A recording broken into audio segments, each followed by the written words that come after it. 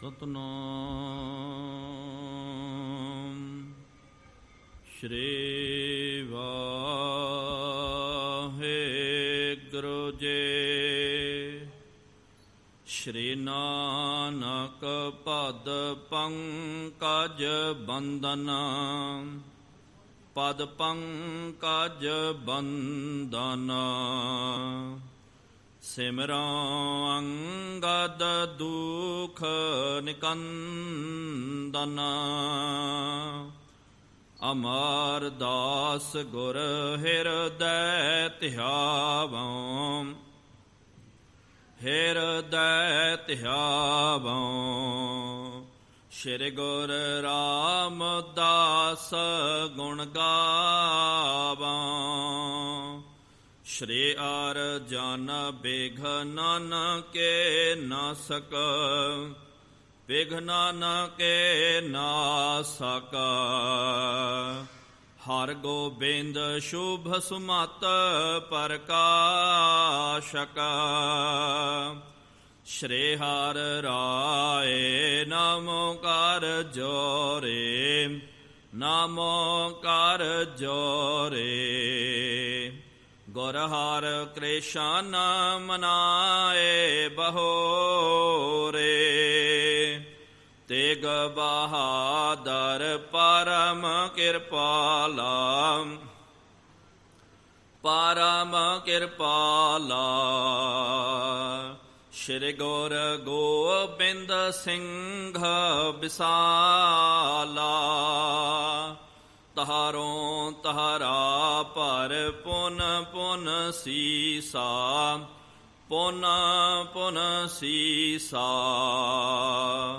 ਬੰਦਾਂ ਬਾਰ ਬਾਰ ਜਗਦੀਸ਼ਾ, ਜਿਸ ਮਹਿ ਅੰਮ੍ਰਿਤ ਗਿਆਨ ਹੈ, ਮਾਣਿਕ ਭਗਤ ਵੈਰਾਗਾ। ਸ਼੍ਰੀ ਗੁਰੂ ਗ੍ਰੰਥ ਸਾਹਿਬ ਉਦਧ, ਬੰਦੋਂ ਕਰ ਅਨੁਰਾਗ। ਏਕੰਕਾਰ ਸਤਿਗੁਰੂ ਤਹਿ ਪ੍ਰਸਾਦ ਸਚ ਹੋਏ। ਵਾਹਿਗੁਰੂ ਜੀ ਕੀ ਫਤਿਹ। ਵਿਘਨ ਵਿਨਾਸਨ ਸੋਏ। ਵਾਹਿਗੁਰੂ ਜੀ ਕੀ ਫਤਿਹ। ਵਿਘਨ ਵਿਨਾਸਨ ਸੋਏ। ਸਤਨਾਮ ਸ਼੍ਰੀ ਵਾਹਿਗੁਰੂ ਸਾਹਿਬ ਜੀ। ਚੌਪਈ। ਬੰਦਨ ਬਿੰਦ ਬਦਨ ਬਰ ਚੰਦਨ, ਚੰਦਨਾ ਸਮ ਅਰਬਿੰਦ ਮਨਿੰਦ ਨਾ। ਨਿੰਦ ਨ ਜਹ ਸੁਰ ਕਰ ਅਭਿਨੰਦਨ, ਨੰਦਨ ਜਗ ਬਾਣੀ ਪਦ ਬੰਦਨ। ਬੰਦਨ ਬਿੰਦ ਬਦਨ ਬਰ ਚੰਦਨ, ਚੰਦਨ ਸਮ ਅਰਬਿੰਦ ਮਨਿੰਦ ਨਾ। ਵਾਹਿਗੁਰੂ ਜੀ ਕਾ ਖਾਲਸਾ, ਵਾਹਿ ਪਤਿਤ ਪਾਵਨ ਭਗਤ ਵਛਲ। ਕਿਰਪ ਜੁਗਹੁ ਜੁਗ ਅਟਲ, ਚਵਰ ਛਤਰ ਤਖਤ ਦੇ ਮਾਲਿਕ। ਹਲਤ ਪਲਤ ਕੇ ਰਖਿਅਕ, ਵਾਲੀਏ ਦੋ ਜਹਾਨ। ਸ਼ਬਦਾ ਅਵਤਾਰ ਸ਼ਬਦ ਗੁਰੂ ਧੰਨ ਧੰਨ ਸਾਹਿਬ ਸ੍ਰੀ ਗੁਰੂ ਗ੍ਰੰਥ ਸਾਹਿਬ ਜੀਓ ਮਹਾਰਾਜ।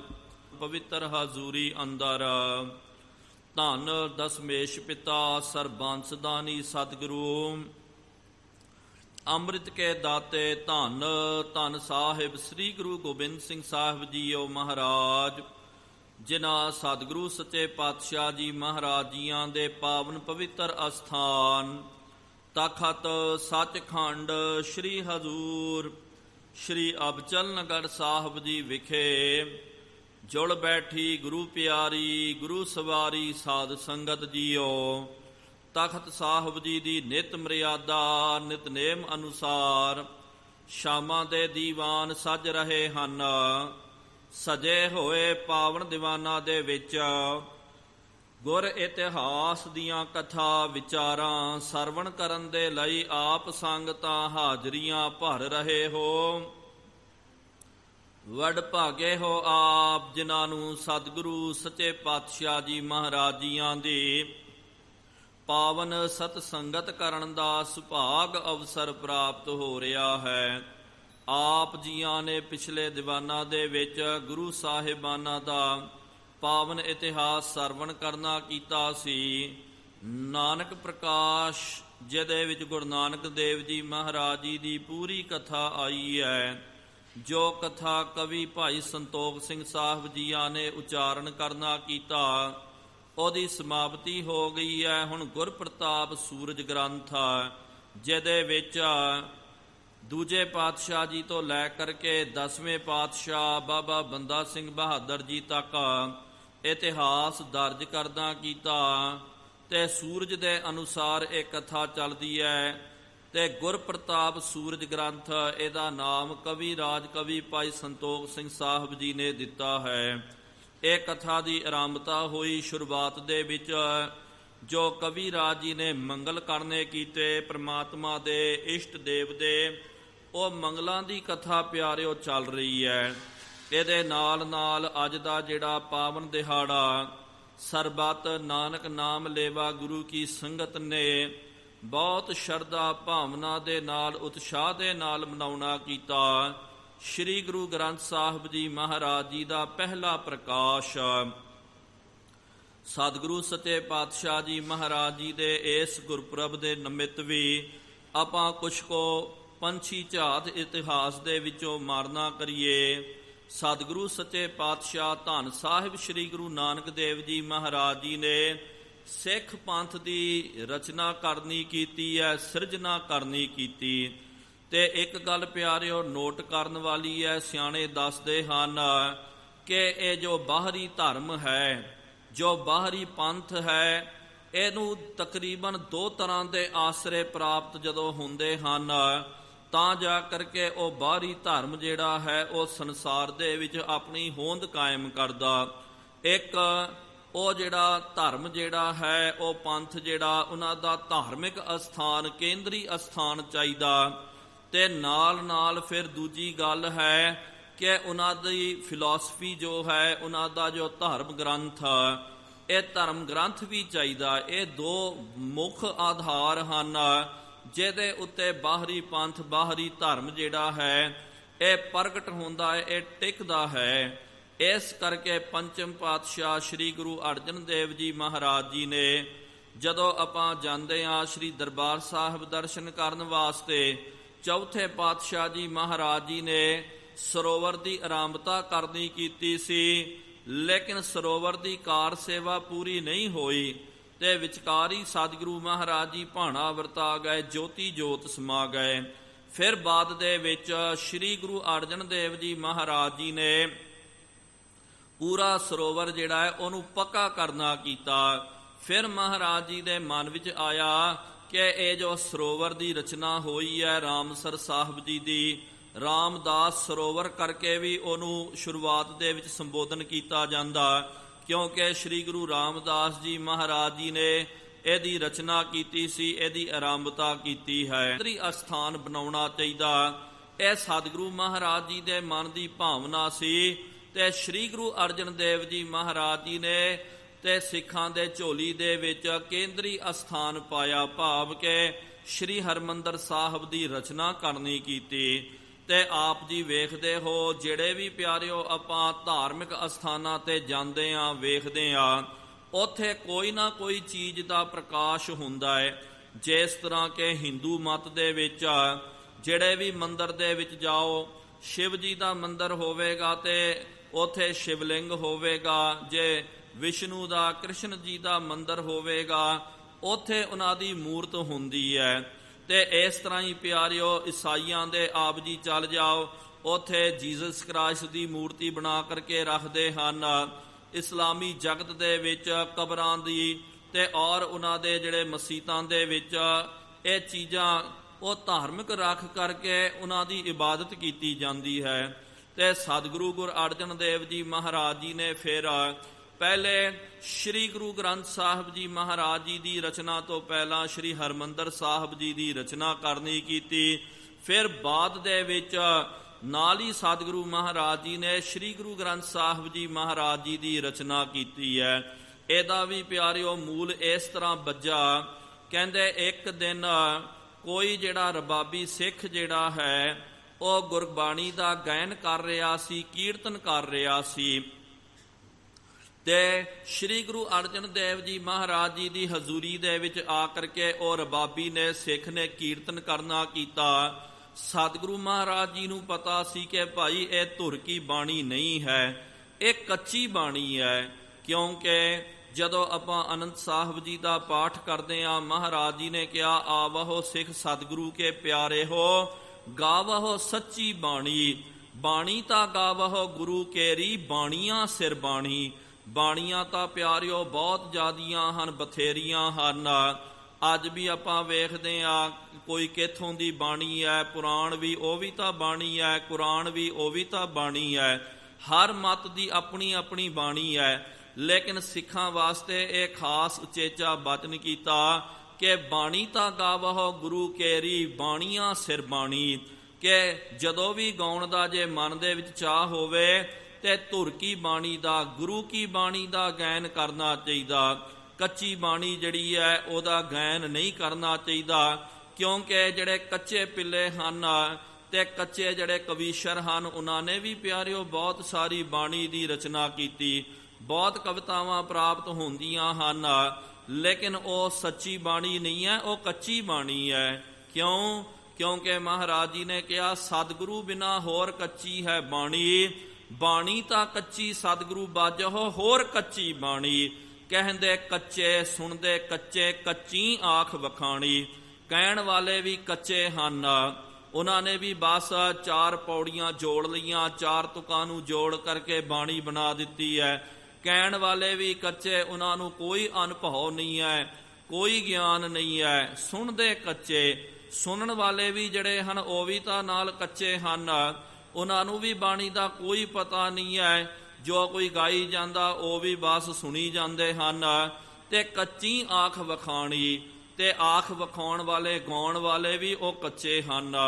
ਇਸ ਕਰਕੇ ਪੂਰੇ ਗੁਰੂ ਕੀ ਬਾਣੀ ਤੇ ਸ੍ਰੀ ਗੁਰੂ ਗ੍ਰੰਥ ਸਾਹਿਬ ਜੀ ਮਹਾਰਾਜ ਜੀ ਦੇ ਵਿੱਚ, ਸ੍ਰੀ ਦਸਮ ਗ੍ਰੰਥ ਸਾਹਿਬ ਜੀ ਦੇ ਵਿੱਚ ਭਾਈ ਗੁਰਦਾਸ ਸਾਹਿਬ ਦੀਆਂ ਵਾਰਾਂ, ਜੋ ਪੰਥ ਪ੍ਰਮਾਣ ਜੋ ਬਾਣੀ ਹੈ, ਉਹੀ ਬਾਣੀ ਦਾ ਗੁਰੂ ਘਰ ਦੇ ਵਿੱਚ ਕੀਰਤਨ ਹੁੰਦਾ।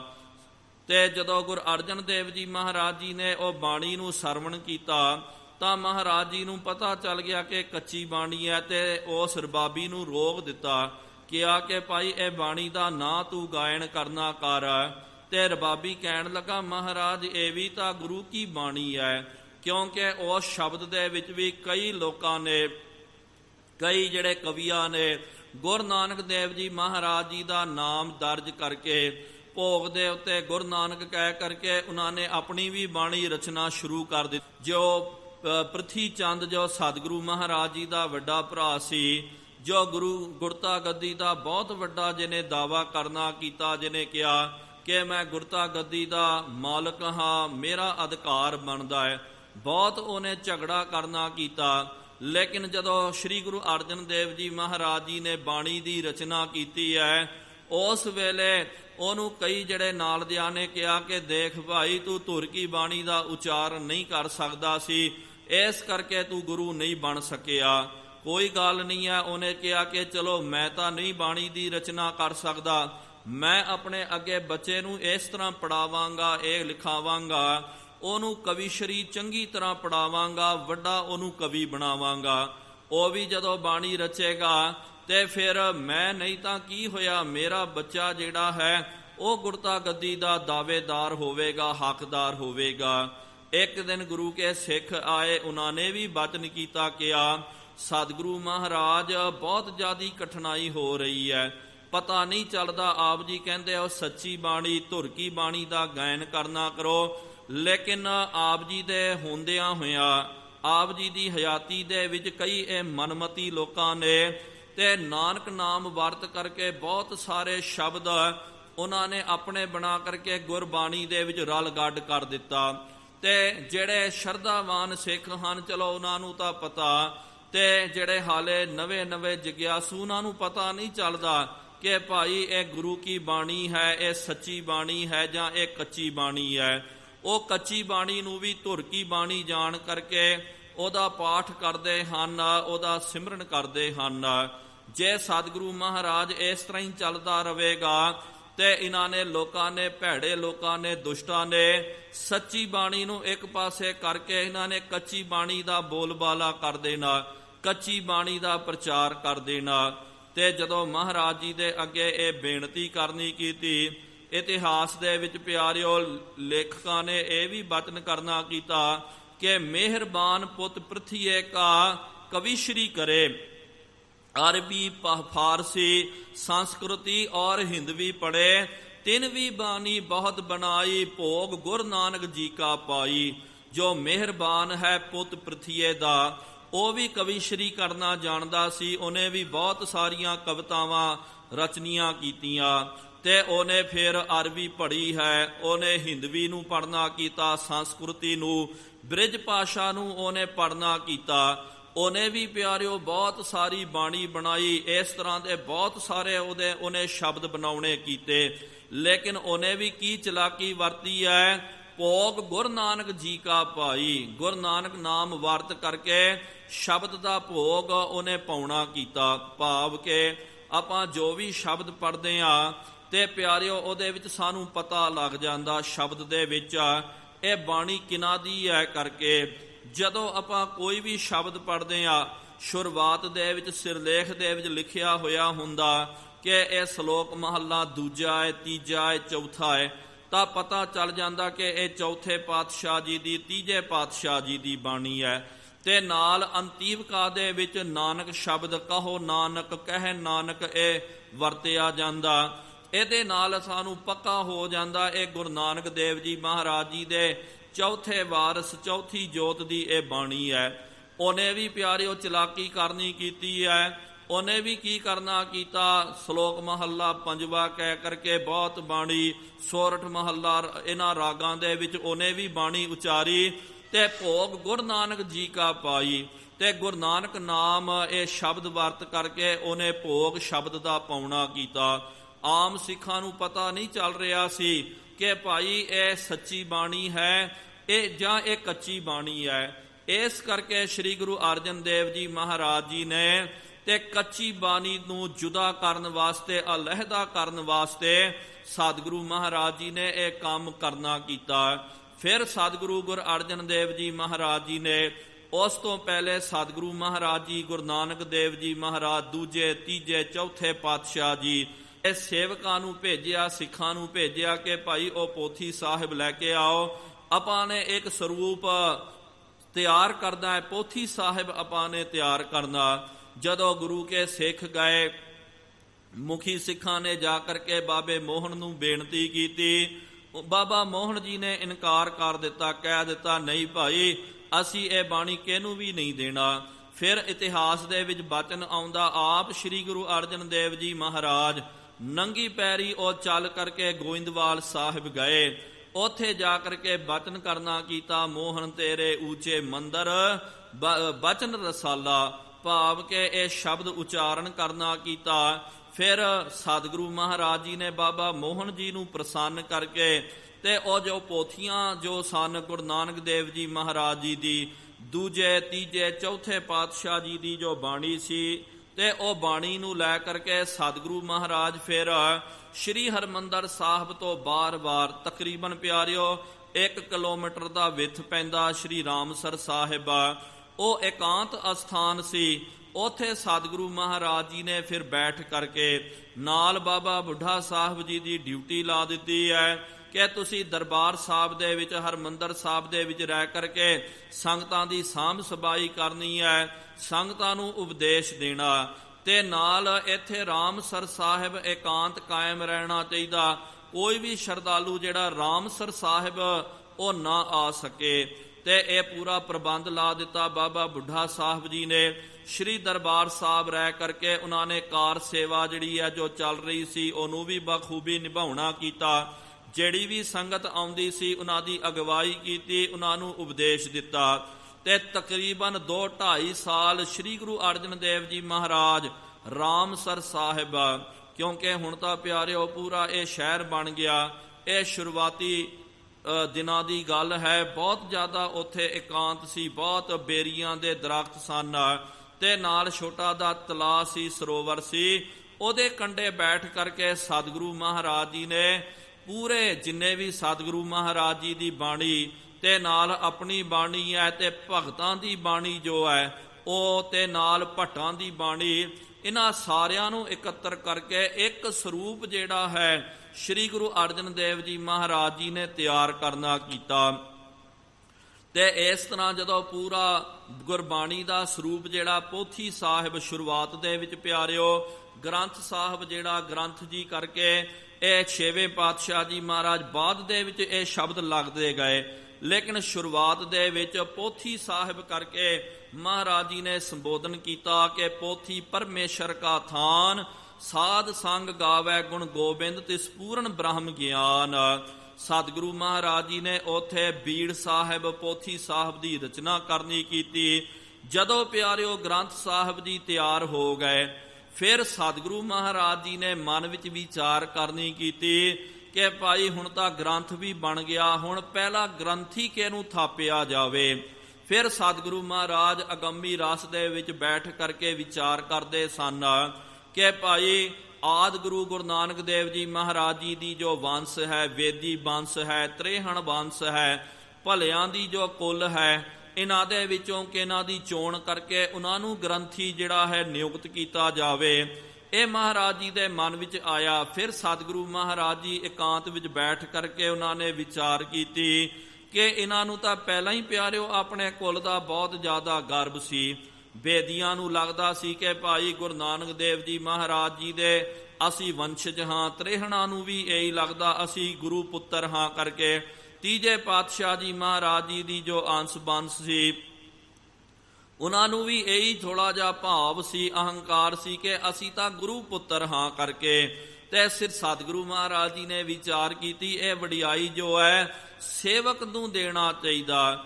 ਫਿਰ ਮਹਾਰਾਜ ਜੀ ਨੇ ਕਿਹਾ ਸਭ ਤੋਂ ਪਰਮ ਸੇਵਕ ਗੁਰੂ ਘਰ ਦੇ ਬਾਬਾ ਬੁੱਢਾ ਸਾਹਿਬ ਜੀ ਹਨ, ਜਿਨ੍ਹਾਂ ਨੇ ਆਦਿ ਸ੍ਰੀ ਗੁਰੂ ਨਾਨਕ ਦੇਵ ਜੀ ਮਹਾਰਾਜ ਜੀ ਤੋਂ ਲੈ ਕਰਕੇ ਪੰਚਮ ਪਾਤਸ਼ਾਹ 6ਵੇਂ ਪਾਤਸ਼ਾਹ ਤੱਕ ਪਿਆਰਿਓ ਉਹਨਾਂ ਨੇ ਗੁਰੂ ਘਰ ਦੀ ਰੱਜ ਆ ਦੇਖੋ, ਆਪਾਂ 1-2 ਦਿਨ ਪਹਿਲਾਂ ਹੀ ਉਹ ਪ੍ਰਸੰਗ ਦੀ ਵਿਚਾਰ ਕਰ ਰਹੇ ਸਾਂ।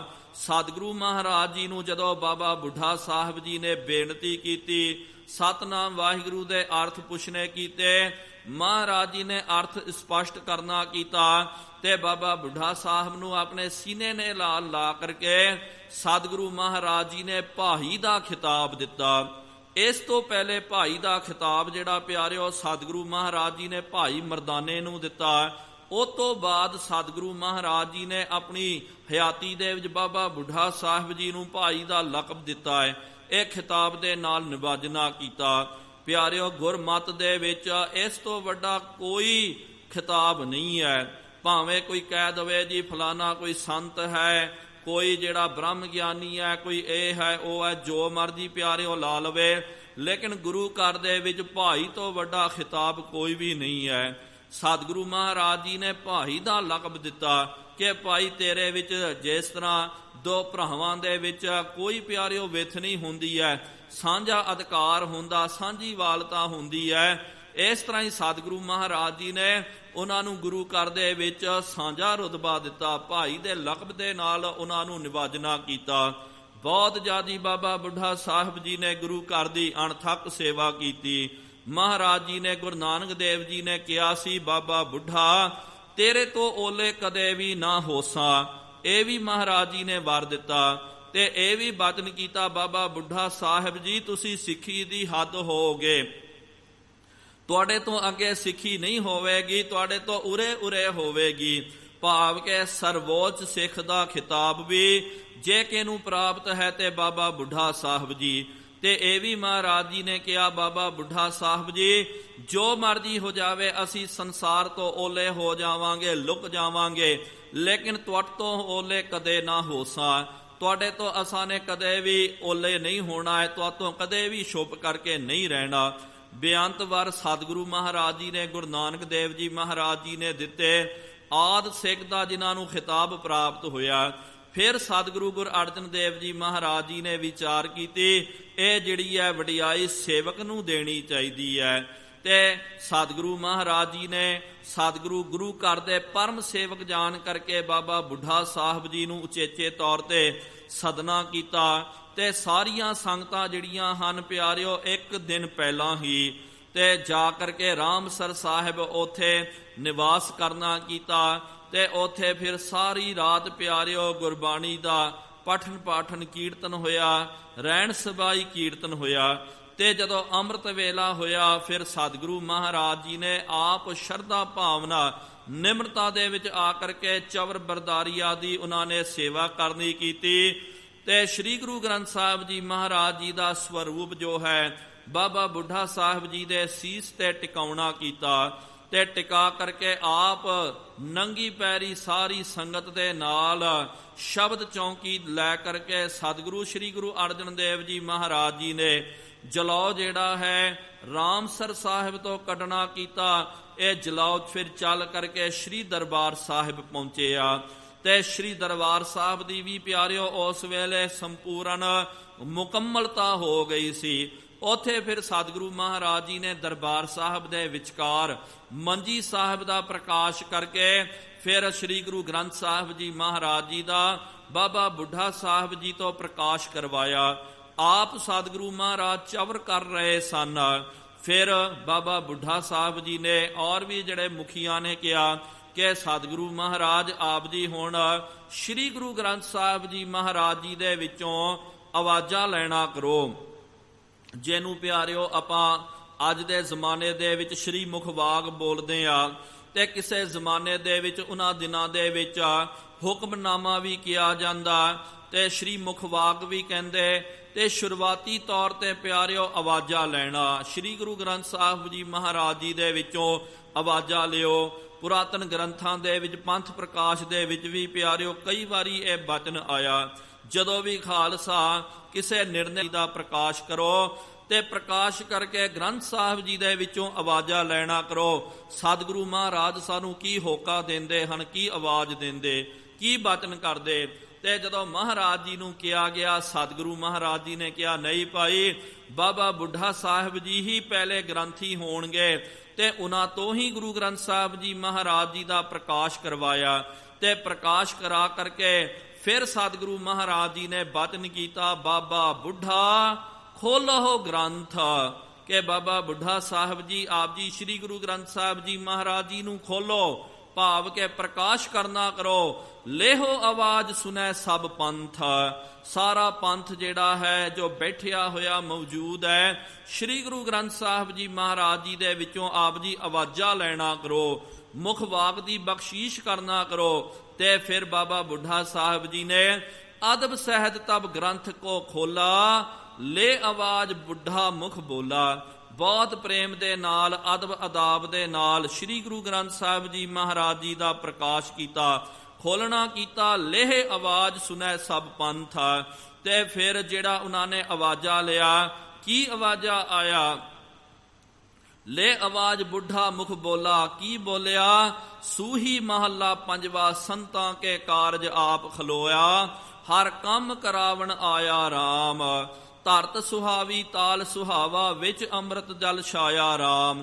ਅੰਮ੍ਰਿਤ ਜਲ ਛਾਇਆ ਪੂਰਨ ਸਾਜ ਕਰਾਇਆ, ਸਗਲ ਮਨੋਰਥ ਪੂਰੇ। ਇਹ ਪਾਵਨ ਜਿਹੜਾ ਸ਼ਬਦ ਸਤਿਗੁਰੂ ਮਹਾਰਾਜ ਜੀ ਦੇ ਵਿੱਚੋਂ ਸ੍ਰੀ ਗੁਰੂ ਗ੍ਰੰਥ ਸਾਹਿਬ ਜੀ ਮਹਾਰਾਜ ਜੀ ਦੇ ਵਿੱਚੋਂ ਜਦੋਂ ਪਹਿਲਾ ਪ੍ਰਕਾਸ਼ ਕਰਨਾ ਕੀਤਾ, ਸਭ ਤੋਂ ਪਹਿਲੀ ਵਾਰ ਸ੍ਰੀ ਦਰਬਾਰ ਸਾਹਿਬ ਜੀ ਦੇ ਵਿੱਚ ਬਾਬਾ ਬੁੱਢਾ ਸਾਹਿਬ ਜੀ ਪਹਿਲੇ ਗ੍ਰੰਥੀ ਹਨ।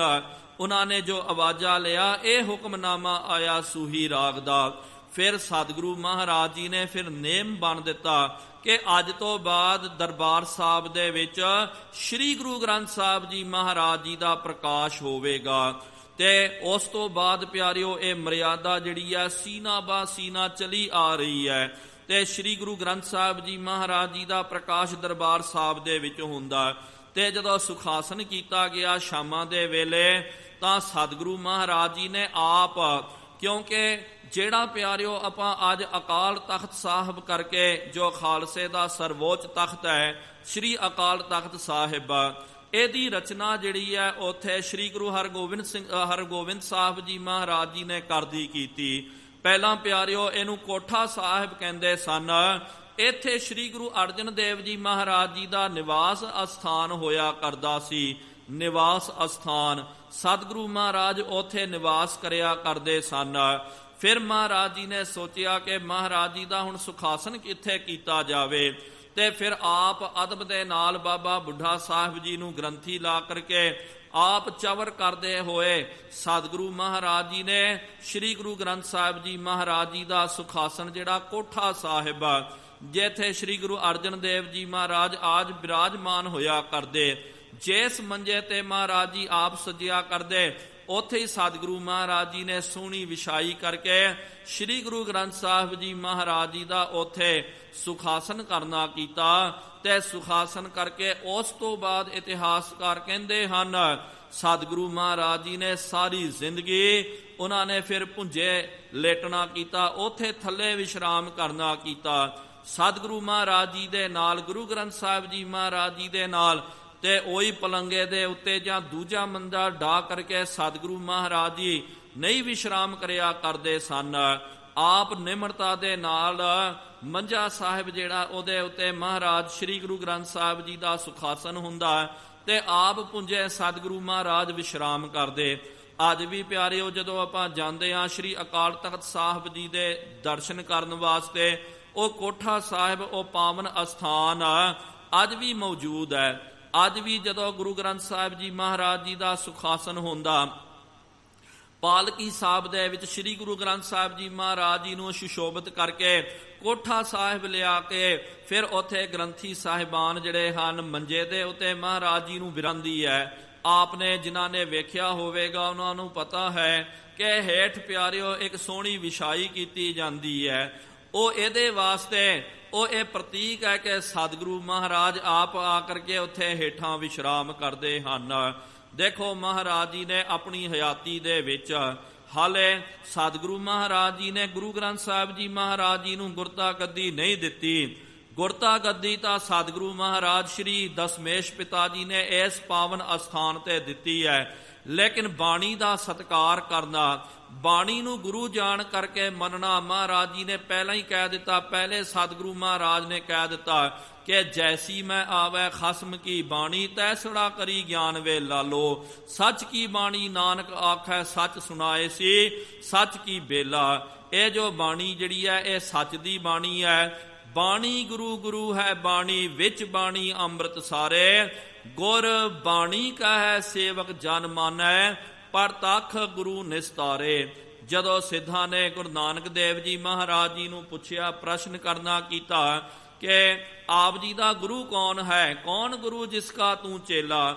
ਮਹਾਰਾਜ ਜੀ ਨੇ ਅੱਗੋਂ ਬਚਨ ਕੀਤਾ, ਪਾਵਨ ਆਰੰਭ ਸਤਿਗੁਰ ਮਤ ਵੇਲਾ, ਸ਼ਬਦ ਗੁਰੂ ਸੁਰਤ ਧੁਨ ਚੇਲਾ। ਸ਼ਬਦ ਨੂੰ ਪ੍ਰਧਾਨਤਾ ਦਿੱਤੀ ਹੈ, ਕਿਹਾ ਕਿ ਸ਼ਬਦ ਗੁਰੂ ਹੈ ਤੇ ਸੁਰਤੀ ਦੇ ਨਾਲ ਅਸੀਂ ਉਹਦੇ ਚੇਲੇ ਬਣਦੇ ਹਾਂ, ਸਿੱਖ ਬਣਦੇ ਹਾਂ। ਇਸ ਤਰ੍ਹਾਂ ਸਤਿਗੁਰੂ ਮਹਾਰਾਜ ਜੀ ਨੇ ਸ੍ਰੀ ਗੁਰੂ ਗ੍ਰੰਥ ਸਾਹਿਬ ਜੀ ਮਹਾਰਾਜ ਜੀ ਦਾ ਅੱਜ ਦੇ ਦਿਨ ਪਹਿਲਾ ਪ੍ਰਕਾਸ਼ ਸ੍ਰੀ ਦਰਬਾਰ ਸਾਹਿਬ ਜੀ ਦੇ ਵਿੱਚ ਕਰਾ ਕਰਕੇ ਇਹ ਮਰਿਆਦਾ ਤੋਰਨੀ ਕੀਤੀ। ਗੁਰੂ ਗ੍ਰੰਥ ਸਾਹਿਬ ਜੀ ਮਹਾਰਾਜ ਜੀ ਦਾ ਪ੍ਰਕਾਸ਼ ਫਿਰ ਇਹ ਪਹਿਲੀ ਵਾਰੀ ਪ੍ਰਕਾਸ਼ ਹੋਇਆ, ਕਿਉਂਕਿ ਮਹਾਰਾਜ ਜੀ ਦੇ ਪਿਆਰਿਓ 3 ਆਪਾਂ ਗੁਰਪੁਰਬ ਮਨਾਉਂਦੇ ਆ। ਇੱਕ ਤਾਂ ਪਹਿਲਾ ਪ੍ਰਕਾਸ਼ ਹੋ ਗਿਆ ਤੇ ਇੱਕ ਸ੍ਰੀ ਦਮਦਮਾ ਸਾਹਿਬ ਦੇ ਵਿੱਚ ਗੁਰੂ ਗੋਬਿੰਦ ਸਿੰਘ ਸਾਹਿਬ ਜੀ ਮਹਾਰਾਜ ਜੀ ਨੇ 9ਵੇਂ ਮਹੱਲੇ ਦੇ ਜੋ ਸ਼ਲੋਕ ਸਨ, 9ਵੇਂ ਪਾਤਸ਼ਾਹ ਜੀ ਦੀ ਜੋ ਬਾਣੀ ਨੂੰ ਦਰਜ ਕਰਕੇ ਗੁਰੂ ਗ੍ਰੰਥ ਸਾਹਿਬ ਜੀ ਮਹਾਰਾਜ ਜੀ ਨੂੰ ਸੰਪੂਰਨਤਾ ਦਿੱਤੀ ਹੈ। ਉਹ ਸੰਪੂਰਨਤਾ ਦਿਵਸ ਵੀ ਆਪਾਂ ਗੁਰਪੁਰਬ ਦੇ ਤੌਰ ਤੇ ਮਨਾਉਂਦੇ ਆ। ਫਿਰ ਇਸ ਪਾਵਨ ਅਸਥਾਨ ਤੇ ਸਤਿਗੁਰੂ ਮਹਾਰਾਜ ਜੀ ਨੇ ਜਦੋਂ ਬਚਨ ਕੀਤਾ, ਆਗਿਆ ਭਾਈ ਅਕਾਲ ਕੀ ਤਬੈ ਚਲਾਇਓ ਪੰਥ, ਸਭ ਸਿੱਖਨ ਕੋ ਹੁਕਮ ਹੈ ਗੁਰੂ ਮਾਨਿਓ ਗ੍ਰੰਥ। ਗੁਰੂ ਗ੍ਰੰਥ ਜੀ ਮਾਨਿਓ, ਪ੍ਰਗਟ ਗੁਰਾਂ ਕੀ ਦੇ ਜੋ ਪ੍ਰਭ ਕੋ ਮਿਲਬੋ ਚਾਹੈ, ਖੋਜ ਸ਼ਬਦ ਮੈਂ ਲੇ। ਇੱਥੇ ਹੀ ਮਹਾਰਾਜ ਜੀ ਨੇ ਫਿਰ ਅੰਤਮ ਜਿਹੜਾ ਹੁਕਮਨਾਮਾ ਸਮੁੱਚੇ ਖਾਲਸੇ ਪੰਥ ਨੂੰ, ਦੇਸ਼ਾਂ ਵਿਦੇਸ਼ਾਂ ਦੀ ਸੰਗਤਾਂ ਨੂੰ ਮਹਾਰਾਜ ਜੀ ਨੇ ਜਾਰੀ ਕਰਨਾ ਕੀਤਾ ਕਿ ਆਗਿਆ ਭਾਈ ਅਕਾਲ ਕੀ ਤਬੈ ਚਲਾਇਓ ਪੰਥ, ਸਭ ਸਿੱਖਨ ਕੋ ਹੁਕਮ ਹੈ ਗੁਰੂ ਮਾਨਿਓ ਗ੍ਰੰਥ। ਸਨ 1708 ਈਸਵੀ ਦੇ ਵਿੱਚ ਮਹਾਰਾਜ ਜੀ ਨੇ ਗੁਰੂ ਗ੍ਰੰਥ ਸਾਹਿਬ ਜੀ ਮਹਾਰਾਜ ਜੀ ਨੂੰ ਗੁਰਤਾ ਗੱਦੀ ਤੇ ਬਿਰਾਜਮਾਨ ਕਰਨਾ ਕੀਤਾ। ਸਦੀਵ ਤੌਰ ਤੇ ਗੁਰਤਾ ਗੱਦੀ ਜਿਹੜੀ ਹੈ ਜੋ ਜੋਤ ਲੈ ਕਰਕੇ ਆਏ ਸਨ ਗੁਰੂ ਨਾਨਕ ਦੇਵ ਜੀ ਮਹਾਰਾਜ, ਉਹ ਜੋਤ ਸਤਿਗੁਰੂ ਮਹਾਰਾਜ ਜੀ ਨੇ ਗੁਰਬਾਣੀ ਦੇ ਵਿੱਚ ਟਿਕਾ ਦਿੱਤੀ ਤੇ ਬਚਨ ਕੀਤਾ ਕਿ ਬਾਣੀ ਗੁਰੂ ਗੁਰੂ ਹੈ, ਬਾਣੀ ਵਿੱਚ ਬਾਣੀ ਅੰਮ੍ਰਿਤ ਸਾਰੇ। ਗੁਰ ਬਾਣੀ ਕਹੈ ਸੇਵਕ ਜਨ ਮਾਨੈ, ਪਰ ਤਖ ਗੁਰੂ ਨਿਸਤਾਰੈ। ਕਿ ਭਾਈ ਬਾਣੀ ਹੀ ਗੁਰੂ ਹੈ। ਬਾਣੀ ਦਾ ਜਿਹੜਾ ਵੱਧ ਤੋਂ ਵੱਧ ਸਨਮਾਨ ਕਰਨਾ ਚਾਹੀਦਾ, ਸਤਿਕਾਰ ਕਰਨਾ ਚਾਹੀਦਾ।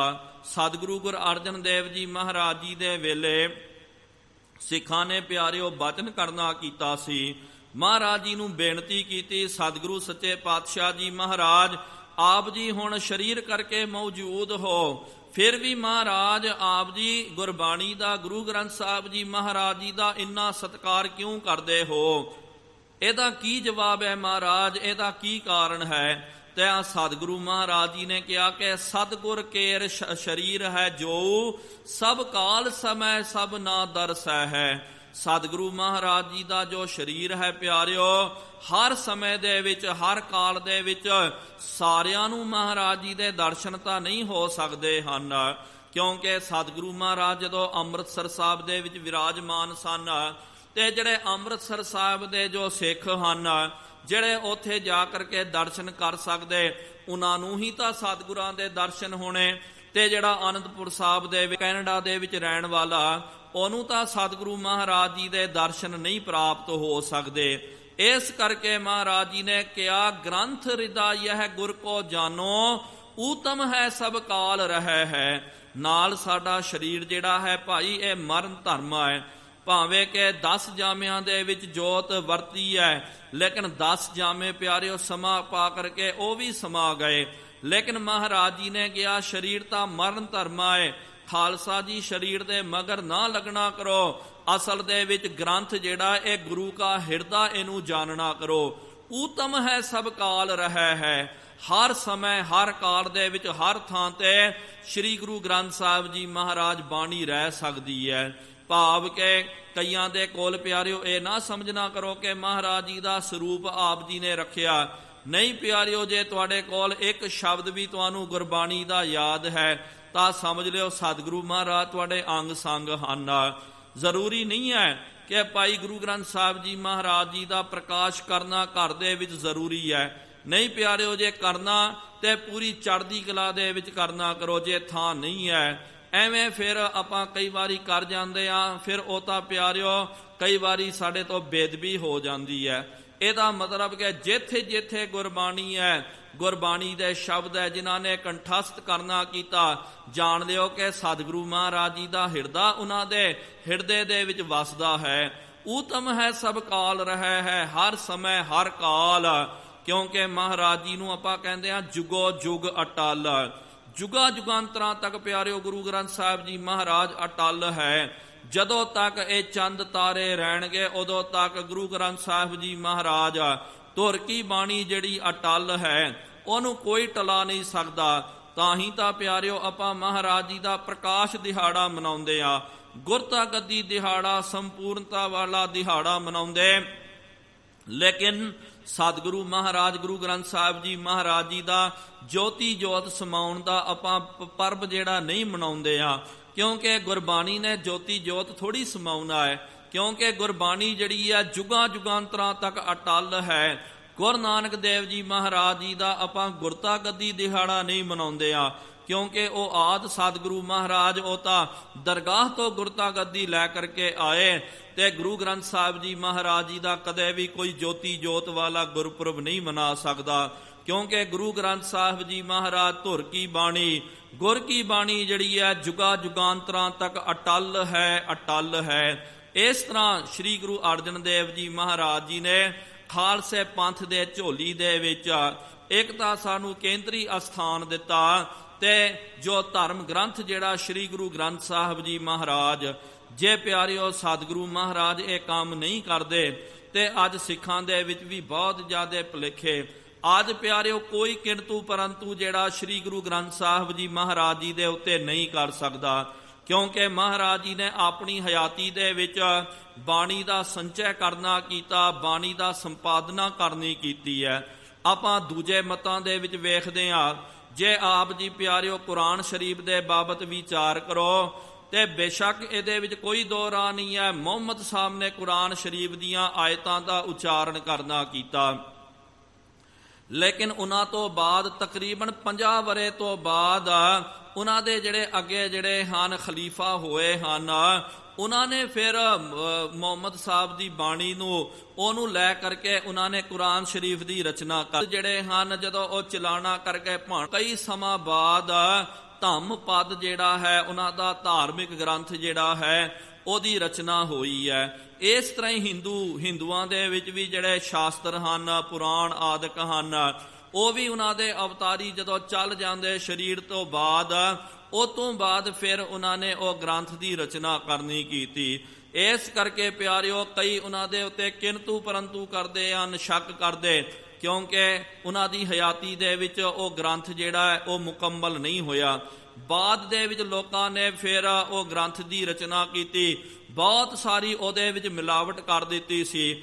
ਅੱਜ ਵੀ ਪਿਆਰਿਓ ਆਪਾਂ ਵੇਖਦੇ ਹਾਂ ਬਾਈਬਲ ਜਦੋਂ ਜੀਸਸ ਕ੍ਰਾਈਸਟ ਜਦੋਂ ਚਲਾਣਾ ਕਰ ਗਏ, ਉਹਨਾਂ ਤੋਂ ਬਾਅਦ ਬਹੁਤ ਲੰਬਾ ਸਮਾਂ ਬਾਅਦ ਉਹਨਾਂ ਦੇ ਜਿਹੜੇ ਪੈਰੋਕਾਰ ਜਿਹੜੇ ਹੋਏ ਤੇ ਉਹਨਾਂ ਨੇ ਫਿਰ ਉਹਨਾਂ ਦੀ ਬਾਣੀ ਨੂੰ ਲੈ ਕਰਕੇ ਨਿਊ ਟੈਸਟਮੈਂਟ ਜਿਹੜਾ ਬਾਈਬਲ ਦੀ ਰਚਨਾ ਕਰਨੀ ਕੀਤੀ।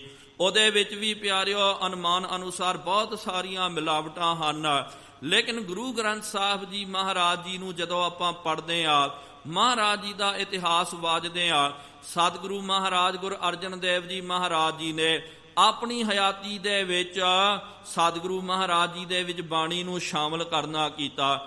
ਜਿਹੜੀ ਕੱਚੀ ਬਾਣੀ ਹੈ ਉਹਨੂੰ ਪਰੇ ਕਰ ਦਿੱਤਾ, ਸੱਚੀ ਬਾਣੀ ਧੁਰ ਕੀ ਬਾਣੀ ਨੂੰ ਗੁਰੂ ਗ੍ਰੰਥ ਸਾਹਿਬ ਜੀ ਮਹਾਰਾਜ ਜੀ ਦੇ ਵਿੱਚ ਥਾਂ ਦਿੱਤੀ ਹੈ। ਇਸ ਕਰਕੇ ਪਿਆਰਿਓ ਕੋਈ ਵੀ ਭਾਵੇਂ ਕੋਈ ਜਿੰਨਾ ਮਰਜ਼ੀ ਕੋਈ ਵੱਡਾ ਵਿਦਵਾਨ ਹੋਵੇ, ਫਿਲਾਸਫਰ ਹੋਵੇ, ਗੁਰਬਾਣੀ ਦੇ ਉੱਤੇ ਸ੍ਰੀ ਗੁਰੂ ਗ੍ਰੰਥ ਸਾਹਿਬ ਜੀ ਮਹਾਰਾਜ ਜੀ ਦੇ ਉੱਤੇ ਇੱਕ ਅੱਖਰ ਦੇ ਵੀ ਉੱਤੇ ਕਟਾਕਸ਼ ਨਹੀਂ ਕਰ ਸਕਦਾ, ਕਿੰਤੂ ਪਰੰਤੂ ਨਹੀਂ ਕਰ ਸਕਦਾ।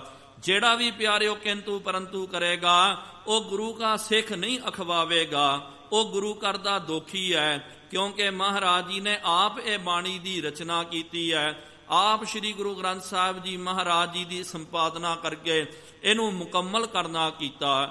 ਇਸ ਤਰ੍ਹਾਂ ਪਿਆਰਿਓ ਇਹ ਜੋ ਪਾਵਨ ਦਿਹਾੜਾ ਆਪਾਂ ਸ੍ਰੀ ਗੁਰੂ ਗ੍ਰੰਥ ਸਾਹਿਬ ਜੀ ਮਹਾਰਾਜ ਜੀ ਦਾ ਪਹਿਲਾ ਪ੍ਰਕਾਸ਼, ਇਹ ਦਿਹਾੜਾ ਹੀ ਆਪਾਂ ਪਹਿਲਾ ਪ੍ਰਕਾਸ਼ ਕਰਕੇ ਮਨਾਉਂਦੇ। ਕਈ ਵਾਰੀ ਪਿਆਰਿਓ ਸੰਗਤਾਂ ਜਿਹੜੀਆਂ ਹਨ, ਬੇਸ਼ੱਕ ਉਹਨਾਂ ਨੂੰ ਪਤਾ ਤਾਂ ਹੁੰਦਾ ਜੀ ਅੱਜ ਪਹਿਲਾ ਪ੍ਰਕਾਸ਼ ਹੈ, ਪਹਿਲਾ ਪ੍ਰਕਾਸ਼, ਲੇਕਿਨ ਉਹਨਾਂ ਨੂੰ ਇਹ ਪਤਾ ਨਹੀਂ ਹੁੰਦਾ ਕਿ ਭਾਈ ਇਹ ਪਰਬ ਦਾ ਮਤਲਬ ਕੀ ਹੈ, ਪਹਿਲੇ ਪ੍ਰਕਾਸ਼ ਦਾ ਕੀ ਮਤਲਬ ਹੈ, ਇਹਦਾ ਅਰਥ ਕੀ ਹੈ। ਇਹਦਾ ਮਤਲਬ ਹੈ ਭਾਈ ਸ੍ਰੀ ਗੁਰੂ ਗ੍ਰੰਥ ਸਾਹਿਬ ਜੀ ਮਹਾਰਾਜ ਜੀ ਦੀ ਸੰਪਾਦਨਾ ਕਰਕੇ, ਸੰਪੂਰਨਤਾ ਕਰਕੇ ਸ੍ਰੀ ਗੁਰੂ ਅਰਜਨ ਦੇਵ ਜੀ ਮਹਾਰਾਜ ਜੀ ਨੇ ਸ੍ਰੀ ਹਰਿਮੰਦਰ ਸਾਹਿਬ ਜੀ ਦੇ ਵਿੱਚ ਅੱਜ ਦੇ ਦਿਹਾੜੇ ਸ੍ਰੀ ਗੁਰੂ ਗ੍ਰੰਥ ਸਾਹਿਬ ਜੀ ਮਹਾਰਾਜ ਜੀ ਦਾ ਪਹਿਲੀ ਵਾਰੀ ਪ੍ਰਕਾਸ਼ ਕਰਨਾ ਕੀਤਾ। ਉਹ ਤੋਂ ਫਿਰ ਪਿਆਰਿਓ ਇਹ ਮਰਿਆਦਾ ਜਾਰੀ ਹੋ ਗਈ, ਫਿਰ ਉੱਥੇ ਨਿਰੰਤਰ ਪ੍ਰਕਾਸ਼ ਹੋਣ ਲੱਗਾ ਗੁਰੂ ਗ੍ਰੰਥ ਸਾਹਿਬ ਜੀ ਮਹਾਰਾਜ ਜੀ ਦਾ। ਅੱਜ ਆਪਾਂ ਵੇਖਦੇ ਹਾਂ ਜਿੰਨੇ ਵੀ ਸਾਡੇ ਧਰਮ ਅਸਥਾਨ ਹਨ, ਕੇਂਦਰੀ ਅਸਥਾਨ ਹਨ, ਸਿੰਘ ਸਭਾ ਗੁਰਦੁਆਰੇ ਹਨ, ਹਰ ਥਾਂ ਤੇ ਫਿਰ ਗੁਰੂ ਗ੍ਰੰਥ ਸਾਹਿਬ ਜੀ ਮਹਾਰਾਜ ਜੀ ਦਾ ਪ੍ਰਕਾਸ਼ ਹੁੰਦਾ। ਪਹਿਲਾ ਪ੍ਰਕਾਸ਼ ਦਾ ਮਤਲਬ ਸ੍ਰੀ ਗੁਰੂ ਗ੍ਰੰਥ ਸਾਹਿਬ ਜੀ ਮਹਾਰਾਜ ਜੀ ਦਾ ਪਹਿਲੀ ਵਾਰੀ ਜਿੱਥੇ ਪ੍ਰਕਾਸ਼ ਕਰਨਾ ਕੀਤਾ। ਇਸ ਗੁਰਪੁਰਬ ਦੀ ਆਪ ਸੰਗਤਾਂ ਨੂੰ ਲੱਖ ਲੱਖ ਬੇਅੰਤ ਵਧਾਈਆਂ ਹੋਣ। ਆਓ ਪਿਆਰਿਓ, ਜੋ ਲੜੀਵਾਰ ਕਥਾ ਚੱਲ ਰਹੀ ਹੈ, ਮੰਗਲਾਂ ਦੀ ਕਥਾ ਚੱਲ ਰਹੀ ਹੈ, ਆਓ ਆਪਾਂ ਉਹਦੇ ਨਾਲ ਵੀ ਜੁੜਨ ਦਾ ਯਤਨ ਕਰਨਾ ਕਰੀਏ। ਕੋਈ ਵੀ ਰਸਨਾ ਵਾਂਝੀ ਨਾ ਰਵੇ। ਸਤਿਗੁਰੂ ਮਹਾਰਾਜ ਜੀ ਦੇ ਦਰ ਤੇ ਆਪਣੀ ਹਾਜ਼ਰੀ ਨੂੰ ਦਰਜ ਕਰਵਾਉਂਦਿਆਂ ਹੋਇਆਂ ਪ੍ਰੇਮ ਤੇ ਸਤਿਕਾਰ ਸਹਿਤ ਉਚਾਰਨ ਕਰਨਾ ਕਰੋ ਜੀ। ਸਤਿਨਾਮ ਸ਼੍ਰੀ ਵਾਹਿਗੁਰੂ ਜੀ। ਫਿਰ ਇੱਕ ਵਾਰੀ ਉਚਾਰਨ ਕਰੋ ਜੀ। ਸਤਿਨਾਮ ਸ਼੍ਰੀ ਵਾਹਿਗੁਰੂ ਜੀ। ਸ਼੍ਰੀ ਵਾਹਿਗੁਰੂ ਸਾਹਿਬ ਜੀ। ਚੌਪਈ ਬੰਦਨ ਬਿੰਦ ਬਦਨ ਬਰ ਚੰਦਨ। ਕਵੀ ਰਾਜ ਕਵੀ ਭਾਈ ਸੰਤੋਖ ਸਿੰਘ ਸਾਹਿਬ ਜੀ ਹੁਣ ਇਹ ਜੋ ਮੰਗਲ ਆਪ ਜੀ ਨੇ ਜੋ ਸਰਵਣ ਕਰਨਾ ਕੀਤਾ, ਜਿਹਨੂੰ ਆਪਾਂ ਬਾਣੀ ਬੋਲਦੇ ਹਾਂ, ਬਾਣੀ ਦਾ ਮਤਲਬ ਪਿਆਰਿਓ ਅੱਜ ਉਹਦੇ ਸੰਬੰਧ ਦੇ ਵਿੱਚ ਇਹ ਗੁਰਪੁਰਬ ਆਪਾਂ ਮਨਾ ਰਹੇ ਹਾਂ। ਬਾਣੀ ਤਾਂ ਪਿਆਰਿਓ ਬਹੁਤ ਹਰ ਆਪ ਜੋ ਵੀ ਆਪਾਂ ਬਚਨ ਕਰਦੇ ਹਾਂ ਇੱਕ ਹਿਸਾਬ ਦੇ ਨਾਲ ਉਹ ਵੀ ਤਾਂ ਬਾਣੀ ਹੈ। ਹੁਣ ਦਾਸ ਵੀ ਬੋਲ ਰਿਹਾ, ਇਹ ਵੀ ਤਾਂ ਬਾਣੀ ਹੈ। ਬਾਣੀ ਤਾਂ ਪਿਆਰਿਓ ਜੋ ਵੀ ਆਪਾਂ ਬਚਨ ਕਰਦੇ ਹਾਂ ਇੱਕ ਕਿਸਮ ਦੇ ਨਾਲ ਇਹ ਬਾਣੀ ਹੈ। ਉਹ ਤੋਂ ਬਾਅਦ ਜਿਹੜੇ ਕਵੀਸ਼ਰ ਹੁੰਦੇ ਹਨ, ਕਵਿਤਾ ਕਰਨ ਵਾਲੇ, ਤੇ ਉਹਨਾਂ ਨੇ ਪਿਆਰਿਓ ਬਾਣੀ ਆਪਾਂ ਬਚਨ ਤਾਂ ਬਹੁਤ ਜ਼ਿਆਦਾ ਕਰਦੇ ਹਾਂ, ਤਰ੍ਹਾਂ ਤਰ੍ਹਾਂ ਦੇ ਇਹੋ ਜਿਹੇ ਬੋਲ ਬੋਲਦੇ, ਲੇਕਿਨ ਛੰਦਾਬੰਦੀ ਦੇ ਵਿੱਚ ਕਵਿਤਾ ਦੇ ਵਿੱਚ ਪਿਆਰਿਓ ਬਚਨ ਕਰਨਾ ਇਹ ਹਰ ਕੋਈ ਨਹੀਂ ਕਰ ਸਕਦਾ। ਬਹੁਤ ਵੱਡੀ ਕਿਰਪਾ ਹੀ ਚਾਹੀਦੀ ਹੈ।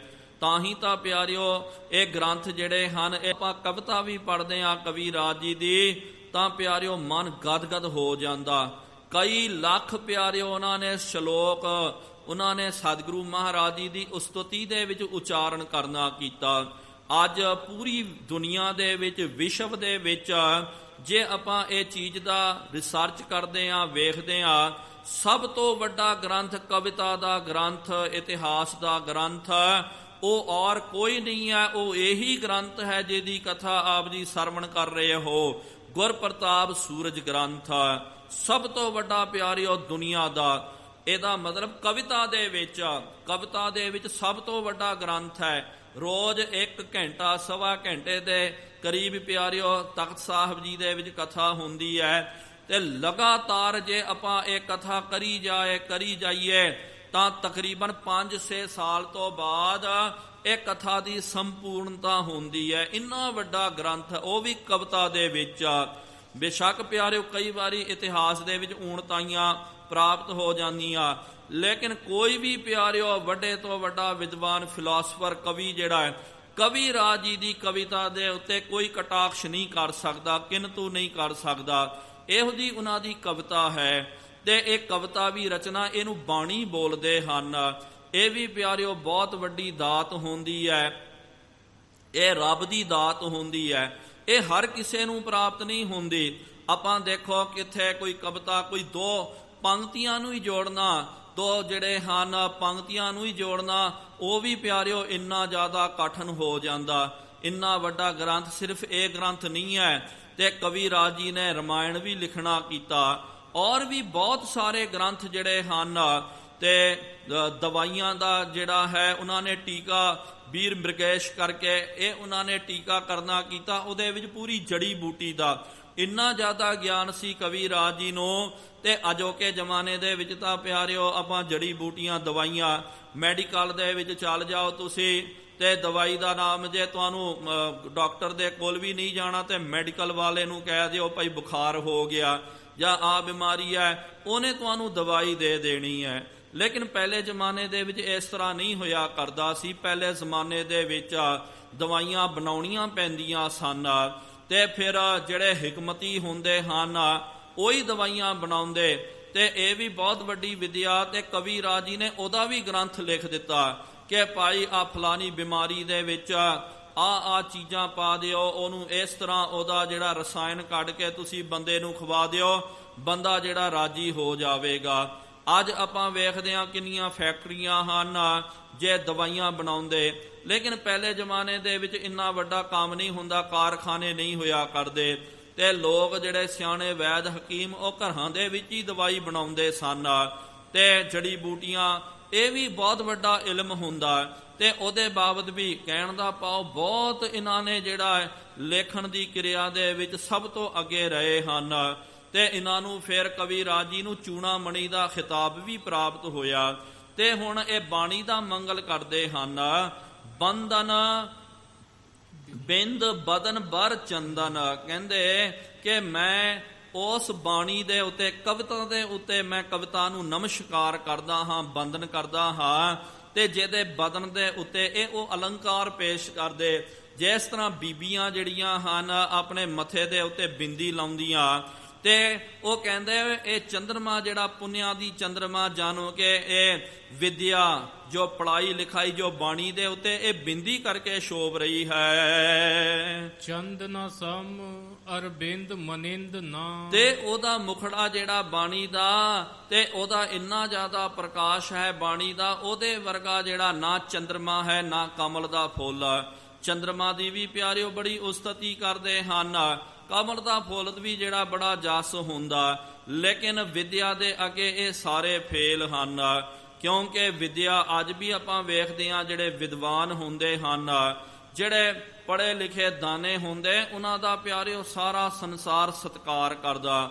ਕਹਿੰਦੇ ਰਾਜੇ ਦਾ ਸਤਿਕਾਰ ਹੁੰਦਾ ਆਪਣੇ ਰਾਜ ਦੇ ਵਿੱਚ, ਲੇਕਿਨ ਆਪਣਾ ਰਾਜ ਛੱਡ ਉਹਦਾ ਸਨਮਾਨ ਨਹੀਂ ਹੁੰਦਾ। ਲੇਕਿਨ ਜਿਹੜੇ ਗੁਣਵਾਨ ਹੁੰਦੇ ਉਹਨਾਂ ਦਾ ਸਨਮਾਨ ਸਾਰੇ ਕਰਦੇ।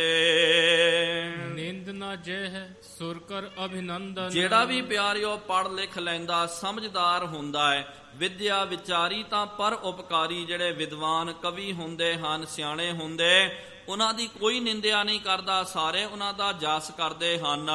ਬੰਦਿਆਂ ਦੀ ਤਾਂ ਕੀ ਗੱਲ ਹੈ, ਦੇਵਤੇ ਵੀ ਆ ਕਰਕੇ ਉਹਨਾਂ ਨੂੰ ਜੁਹਾਰੀ ਕਰਦੇ, ਹੱਥ ਜੋੜ ਕਰਕੇ ਪ੍ਰਣਾਮ ਕਰਦੇ। ਨੰਦਨ ਜਗ ਬਾਣੀ ਪਦ ਬੰਦਨ, ਕਵੀ ਰਾਜੀ ਕਹਿੰਦੇ ਇਹੋ ਜੀ ਜੋ ਬਾਣੀ ਹੈ ਨਾ, ਤੇ ਸਾਰੇ ਜਗਤ ਦੀ ਉਹ ਨੰਦਨ ਹੈ, ਮੈਂ ਉਹਦੇ ਚਰਨਾਂ ਦੇ ਉੱਤੇ ਨਮਸਕਾਰ ਕਰਦਾ ਹਾਂ। ਸਵਈਆ ਤਰਨੀ ਬਿਘਨਾ ਸਲਤਾ ਪਤ ਕੀ, ਹੁਣ ਅਗਲੇ ਸਵਈਏ ਦੇ ਵਿੱਚ ਵੀ ਕਵੀ ਰਾਜੀ ਬਾਣੀ ਦਾ ਜਸ ਕਰਦੇ ਹਨ, ਕਵਿਤਾ ਦਾ ਜਸ ਕਰਦੇ, ਵਿਦਿਆ ਦਾ ਗੁਣਗਾਨ ਕਰਦੇ ਹਨ। ਤਰਨੀ ਬਿਘਨਾ ਸਲਤਾ ਪਤ ਕੀ, ਜਿਸ ਤਰ੍ਹਾਂ ਕਿ ਸਮੁੰਦਰ ਜਿਹੜਾ ਹੈ, ਸਮੁੰਦਰ ਦੇ ਵਿੱਚ ਤਰਨਾ ਹੋਵੇ ਤੇ ਭਾਵੇਂ ਵੱਡੇ ਤੋਂ ਵੱਡਾ ਪਿਆਰਿਓ ਬੰਦਾ ਤੈਰਾਕ ਹੋਵੇ, ਲੇਕਿਨ ਤੈਰਾਕ ਬੰਦਾ ਬੇਸ਼ੱਕ ਕਈ ਵਾਰੀ ਪਾਣੀ ਦੇ ਵਿੱਚ ਸਰੋਵਰਾਂ ਦੇ ਵਿੱਚ ਤਰ ਸਕਦਾ, ਕਈ ਵਾਰੀ ਸਵਿਮਿੰਗ ਪੂਲ ਦੇ ਵਿੱਚ ਵੀ ਉਹ ਤਰ ਜਾਂਦੇ, ਲੇਕਿਨ ਨਦੀਆਂ ਦੇ ਵਿੱਚ ਵੀ ਤਰਨਾ ਔਖਾ, ਲੇਕਿਨ ਉੱਥੇ ਵੀ ਬੰਦੇ ਤਰ ਜਾਂਦੇ। ਲੇਕਿਨ ਸਮੁੰਦਰ ਦੇ ਵਿੱਚ, ਗਹਿਰੇ ਸਮੁੰਦਰ ਦੇ ਵਿੱਚ ਤਰਨਾ ਬੜਾ ਕਠਿਨ ਹੁੰਦਾ। ਇੰਨੀਆਂ ਵੱਡੀਆਂ ਛੱਲਾਂ ਵੱਜਦੀਆਂ ਹਨ, ਲਹਿਰਾਂ ਆਉਂਦੀਆਂ ਤੇ ਲਹਿਰਾਂ ਡੁਬਾ ਦਿੰਦੀਆਂ, ਨਾਲ ਜੰਗਲੀ ਜਾਨਵਰਾਂ ਦਾ ਵੀ ਬਹੁਤ ਜ਼ਿਆਦਾ ਖਤਰਾ ਹੁੰਦਾ। ਕਈ ਬੰਦਿਆਂ ਦਾ ਅੱਜ ਆਪਾਂ ਵੇਖਦੇ ਹਾਂ, ਕਈ ਜਿਹੜੇ ਵਰਲਡ ਰਿਕਾਰਡ ਬਣਾਉਂਦੇ ਹਨ ਕਿ ਭਾਈ ਫਲਾਣੇ ਨੇ ਸਮੁੰਦਰ ਲੰਘ, ਲੇਕਿਨ ਪਿਆਰਿਓ ਉਹਦੇ ਨਾਲ ਦੂਜੀਆਂ ਨੌਕਾਵਾਂ ਜਿਹੜੀਆਂ ਹਨ, ਜਹਾਜ਼ ਨਾਲ ਹੁੰਦੇ, ਉਹ ਪੂਰੇ ਉਹਦਾ ਖਾਣ ਪੀਣ ਦਾ ਵੀ ਨਾਲ ਪ੍ਰਬੰਧ ਕਰੀ ਜਾਂਦੇ ਹਨ। ਜਦੋਂ ਛਕਣਾ ਉਹ ਪਿਛਲੇ ਪਾਸੇ ਹੋ ਕਰਕੇ ਪੁੱਠਾ ਤੈਰ ਕਰਕੇ ਉਥੇ ਛਕ ਲੈਂਦਾ, ਤੇ ਨਾਲ ਸਮੁੰਦਰੀ ਜੀਵ ਜੰਤੂਆਂ ਦਾ ਵੀ ਉਹ ਪੂਰਾ ਧਿਆਨ ਰੱਖਦੇ, ਕੋਈ ਵੇਲ ਸ਼ਾਰਕ ਨਾ ਆ ਜਾਵੇ, ਕਿਉਂਕਿ ਬਹੁਤ ਜ਼ਿਆਦਾ ਖਤਰਾ ਹੁੰਦਾ ਹੈ। ਕੱਲਾ ਬੰਦਾ ਸਮੁੰਦਰ ਦੇ ਉੱਤੇ ਨਹੀਂ ਤਰ ਸਕਦਾ, ਤੇ ਉਹਨੂੰ ਜੇ ਤਰਨਾ ਹੋਵੇ ਤੇ ਜਹਾਜ਼ ਦਾ ਸਹਾਰਾ ਲੈਣਾ ਪੈਂਦਾ ਹੈ। ਇਸ ਤਰ੍ਹਾਂ ਹੀ ਆ ਜਿਹੜੀ ਵਿਦਿਆ ਹੈ ਉਹਦੇ ਬਾਬਤ ਦੱਸਦੇ ਹਨ ਕਿ ਬਿਘਨਾ ਰੂਪੀ ਸਮੁੰਦਰ ਦੇ ਵਿੱਚੋਂ ਤਰਨਾ ਹੋਵੇ ਤਾਂ ਪਤ ਕੀ ਅਤ ਰੱਖਿਅਕ ਸ਼੍ਰੀ ਬਰਨੀ, ਤੇ ਉਹਨੂੰ ਫਿਰ ਵਿਦਿਆ ਦਾ ਸਹਾਰਾ ਲੈਣਾ ਪੈਂਦਾ। ਜਿਹੜੇ ਵਿਦਵਾਨ ਪੜ੍ਹੇ ਲਿਖੇ ਹੁੰਦੇ ਉਹਨੂੰ ਫਿਰ ਪਿਆਰੇ ਕੋਈ ਜ਼ਿਆਦਾ ਬਿਘਨ ਨਹੀਂ ਆਉਂਦਾ, ਕਠਿਨਾਈ ਨਹੀਂ ਹੁੰਦੀ ਹੈ, ਉਹ ਵਧੀਆ ਰਹਿੰਦੇ ਹਨ। ਪਤ ਕੀ ਅਤ ਰੱਖਿਅਕ ਸ਼੍ਰੀ ਬਰਨੀ, ਤੇ ਇਹ ਵਿਦਿਆ ਜੋ ਹੈ ਪੜ੍ਹਾਈ ਲਿਖਾਈ ਜਿਹਨੂੰ ਆਪਾਂ ਬੋਲਦੇ ਆ, ਤੇ ਇਹ ਪੜ੍ਹਾਈ ਲਿਖਾਈ ਵਿਦਿਆ ਜੋ ਹੈ ਬੰਦੇ ਦੀ ਪਤ ਦੀ ਰਾਖੀ ਕਰਦੀ ਹੈ, ਉਹਦੀ ਇੱਜ਼ਤ ਆਬਰੂ ਦੀ ਰਾਖੀ ਕਰਦੀ ਹੈ। ਜਿਹੜੇ ਵਿਦਵਾਨ ਹੁੰਦੇ ਹਨ, ਪੜ੍ਹੇ ਲਿਖੇ ਹੁੰਦੇ ਹਨ, ਗੁਣੀ ਗਿਆਨੀ ਹੁੰਦੇ, ਉਹਨਾਂ ਦੀ ਲੋਕੀ ਪਤ ਰੱਖਦੇ, ਇੱਜ਼ਤ ਕਰਦੇ ਹਨ। ਕਦੇ ਵੇਖਿਆ ਕਿ ਆ ਜੀ 1 ਨੰਬਰ ਦਾ ਮੂਰਖ ਬੰਦਾ ਹੈ, ਇਹਨੂੰ ਕੁਛ ਵੀ ਨਹੀਂ ਆਉਂਦਾ, 1 ਨੰਬਰ ਦਾ ਖੋਤਾ ਹੈ, ਉਹਦੀ ਲੋਕੀ ਪੂਜਾ ਕਰ ਰਹੇ ਨਹੀਂ ਪਿਆਰਿਓ। ਤੇ ਵਿਦਿਆ ਜਿਹੜੀ ਹੈ, ਇਹ ਬਾਣੀ ਜਿਹੜੀ ਹੈ, ਇੱਜ਼ਤ ਪਤ ਦੀ ਰਾਖੀ ਕਰਦੀ ਹੈ। ਬਰਨੀ ਸੁਖ ਦਾ ਸ਼ਰਨਾਗਤ ਕੀ। ਜਿਹੜਾ ਵੀ ਇਹ ਵਿਦਿਆ ਦੀ ਸ਼ਰਨ ਵਿੱਚ ਆ ਜਾਂਦਾ, ਭਾਵ ਕਿ ਵਿਦਿਆ ਦਾ ਅਰਜਨ ਕਰਦਾ, ਉਹਨੂੰ ਪੜ੍ਹਦਾ ਲਿਖਦਾ, ਉਹਨੂੰ ਸੁੱਖਾਂ ਦੀ ਪ੍ਰਾਪਤੀ ਹੋ ਜਾਂਦੀ ਹੈ। ਗਤ ਕੀ ਸਮਤਾ ਗਜ ਕੀ ਕਰਨੀ। ਤੇ ਉਹਦੀ ਗਤ ਜਿਹੜੀ ਹੈ, ਉਹਦੀ ਚਾਲ ਜਿਹੜੀ ਹੈ, ਇਹ ਵਿਦਿਆ ਦੀ ਤੇਰੀ ਚਾਲ ਸੁਹਾਵੀ ਮਧੁਰਾੜੀ ਬਾਣੀ, ਕੋਹ ਕਨ ਕੋਕਲਾ ਤਰਲ ਜਵਾਨੀ। ਸਤਿਗੁਰੂ ਮਹਾਰਾਜ ਜੀ ਨੇ ਵੀ ਕਿਹਾ ਨਾ, ਗੁਰਬਾਣੀ ਦੀ ਚਾਲ ਵੀ ਪਿਆਰਿਓ ਬੜੀ ਕਮਾਲ ਦੀ ਹੈ। ਬਾਣੀ ਬੜੀ ਹੈ ਮਧੁਰਾੜੀ ਹੈ, ਬੜੀ ਮਿੱਠੀ ਹੈ। ਜਿਸ ਤਰ੍ਹਾਂ ਕੋਇਲ ਉੱਚ ਸੁਰ ਦੇ ਵਿੱਚ, ਮਿੱਠੇ ਸੁਰ ਦੇ ਵਿੱਚ ਗਾਉਂਦੀ ਹੈ, ਤੇ ਇਸ ਤਰ੍ਹਾਂ ਹੀ ਪਿਆਰਿਓ ਗੁਰਬਾਣੀ ਵੀ ਜਿਹੜੀ ਹੈ ਬੜੀ ਮਧੁਰਾੜੀ ਹੈ, ਬਹੁਤ ਜ਼ਿਆਦਾ ਕੋਮਲ ਹੈ। ਜਦੋਂ ਆਪਾਂ ਉਹਨੂੰ ਪੜਾਂਗੇ ਤਾਂ ਹੀ ਤਾਂ ਪਿਆਰਿਓ ਪਤਾ ਲੱਗੇਗਾ। ਜੇ ਆਪਾਂ ਨੇ ਪਾਠ ਹੀ ਨਹੀਂ ਕਰਨਾ, ਗੁਰਬਾਣੀ ਦਾ ਕੀਰਤਨ ਹੀ ਨਹੀਂ ਸੁਣਨਾ, ਤਾਂ ਸਾਨੂੰ ਪਤਾ ਨਹੀਂ ਲੱਗ ਸਕਦਾ। ਗਤ ਕੀ ਸਮਤਾ ਗੱਜ ਕੀ ਕਰਨੀ। ਜਿਸ ਤਰ੍ਹਾਂ ਹਾਥੀ ਪਿਆਰਿਓ ਮਸਤ ਚਾਲ ਦੇ ਵਿੱਚ ਚੱਲਦਾ। ਆਪਾਂ ਇੱਕ ਕਹਾਵਤ ਬੋਲਦੇ ਕਿ ਭਾਈ ਕੁੱਤੇ ਭੌਂਕੀ ਜਾਂਦੇ ਤੇ ਹਾਥੀ ਚੱਲਦਾ ਜਾਂਦਾ। ਆਪਨੇ ਵੀ ਵੇਖਿਆ ਹੋਵੇਗਾ, ਹਾਥੀ ਜਦੋਂ ਚੱਲਦੇ ਹਨ ਐਨ ਠੁਮਕ ਕਰਕੇ ਆਪਣੀ ਮਸਤ ਚਾਲ ਦੇ ਵਿੱਚ ਹਾਥੀ ਚੱਲਦਾ ਰਹਿੰਦਾ। ਕਈ ਕੁੱਤੇ ਹਨ ਲੇਕਿਨ ਹਾਥੀ ਉਹਨਾਂ ਦੀ ਪਰਵਾਹ ਨਹੀਂ ਕਰਦਾ, ਆਪਣੀ ਚਾਲ ਨਹੀਂ ਬਦਲਦਾ, ਆਪਣੀ ਮਸਤ ਚਾਲ ਦੇ ਵਿੱਚ ਉਹ ਚੱਲਦਾ ਹੀ ਰਹਿੰਦਾ। ਕਰ ਨੀਰਜ ਊਟ ਸੁਧਾਰਤ ਕੀ। ਤੇ ਕਰ ਨੀਰਜ, ਉਹਦੇ ਹੱਥ ਦੇ ਵਿੱਚ ਕਮਲ ਦਾ ਫੁੱਲ ਹੈ, ਤੇ ਸੁਧਾਰਤ ਕੀ, ਸੁਧ ਆਰਤ ਭਾਵ ਕੇ ਅੰਮ੍ਰਿਤ ਵਰਗੀ ਇਹ ਜੋ ਬਾਣੀ ਹੈ। ਰਤ ਕੀ ਪ੍ਰਭਤਾ ਸਗਰੀ ਹਰਨੀ। ਰਤ ਕੀ, ਇੱਥੇ ਰਤੀ ਜਿਹੜੀ ਹੈ ਪਿਆਰਿਓ, ਇੰਦਰ ਦੀ ਘਰਵਾਲੀ ਦਾ ਨਾਮ ਹੈ ਰਤੀ। ਬਹੁਤ ਮੰਨੀ ਜਾਂਦੀ ਹੈ ਖੂਬਸੂਰਤ ਉਹ।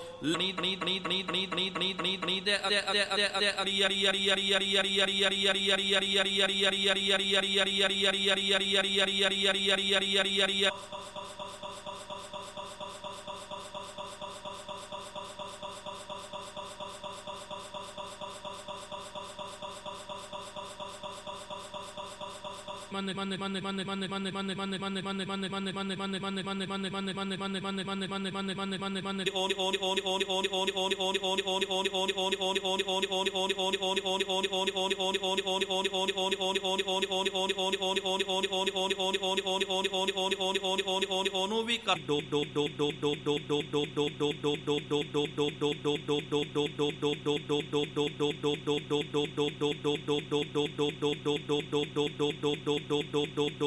ਗੁਰੂ ਨਾਨਕ ਦੇਵ ਮਹਾਰਾਜ ਜੀ ਨੂੰ ਕਰਤਾਰ ਕਰਕੇ ਨਹੀਂ ਮੰਨਦਾ। ਤਿਨ ਕੇ ਹਿਤ ਕੋ ਸਿਫਤੀ ਕਰਤਾਰ। ਉਹਨਾਂ ਦੇ ਹਿੱਤ ਦੇ ਵਾਸਤੇ, ਭਾਵ ਕਿ ਜਿਹੜੇ ਕਰਤਾਰ ਨੂੰ ਕਦੇ ਮੰਨਦੇ ਨਹੀਂ, ਜਿਨ੍ਹਾਂ ਦਾ ਪਰਮਾਤਮਾ ਦੇ ਨਾਲ ਕੋਈ ਲੈਣਾ ਦੇਣਾ ਨਹੀਂ ਹੈ। ਜਿਹੜੇ ਨਾਸਤਿਕ ਬਿਰਤੀ ਦੇ ਲੋਕ ਹਨ, ਜਿਹੜੇ ਕਹਿੰਦੇ ਕਿ ਭਾਈ ਕੋਈ ਰੱਬ ਨਹੀਂ ਹੈ, ਕੋਈ ਪਰਮਾਤਮਾ ਨਹੀਂ ਹੈ, ਇਹੋ ਜਿਹੇ ਨਾਸਤਿਕ ਬਿਰਤੀਆਂ ਦੇ ਵਾਸਤੇ ਗੁਰੂ ਨਾਨਕ ਦੇਵ ਜੀ ਮਹਾਰਾਜ ਜੀ ਦੀ ਜੋ ਬਾਣੀ ਹੈ, ਸਤਿਗੁਰੂ ਮਹਾਰਾਜ ਜੀ ਦੀ ਜੋ ਸਿਫਤ ਹੈ, ਉਹ ਫਿਰ ਕਰਤਾਰਨ ਉਹਨਾਂ ਦਾ ਉਧਾਰ ਕਰ ਦਿੰਦੀ ਹੈ। ਕਿ ਜਿਹੜੇ ਕਰਤਾਰ ਨੂੰ ਨਹੀਂ ਮੰਨਦੇ, ਪਰਮਾਤਮਾ ਨੂੰ, ਉਹਨਾਂ ਤੇ ਕਿਰਪਾ ਹੋ।